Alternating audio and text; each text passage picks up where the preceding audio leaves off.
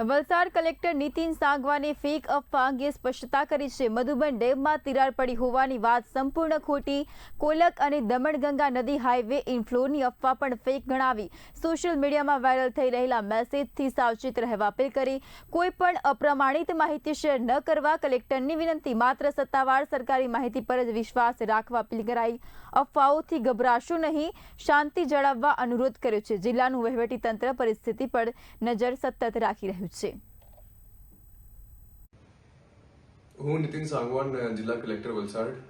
અત્યારે એક રૂમર ફેલાઈ રહી છે કે દમણગંગા અને જે મધુબન ડેમ છે અને કોલક રિવર છે, આમાં કોઈ ડેમ તૂટવાના કારણે કે ક્રેક આવવાના કારણે પાણીનો ઘણો ફ્લો આવી રહ્યો છે।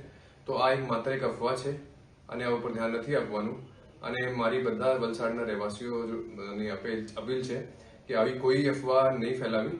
અને જો લોકો અફવા ફેલાવે છે એમના સામે અમે કાર્યવાહી પણ કરી શકું છું। અને જ્યારે પણ આવી કોઈ ખબર મળે તો સૌથી પ્રથમ આવી ખબરની એક વેરીફાઈ કરવાનું, જે ઓફિશિયલ છે, મામલતદાર છે અને જે ડિઝાસ્ટર સંબંધિત જે પણ અધિકારીઓ છે એમને જોડે વેરીફાઈ કરાવ્યા પછી જ તમારે કોઈ બીજું પગલું લેવાનું।